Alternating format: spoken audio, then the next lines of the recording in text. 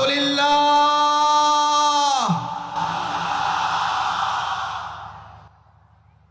আল্লাহু আকবার।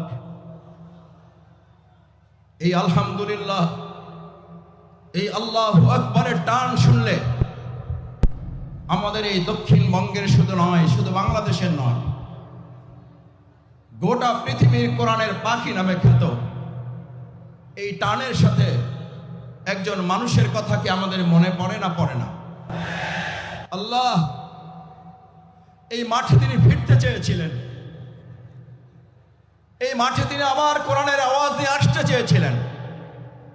আল্লাহ আমাদের সেই কোরআনের পাখি যেখানে যে অবস্থায় আছে, আপনি তাকে মেহেরবানি করে জান্নাতুল ফেরদাউসের মেহমান হিসেবে কবুল করুন।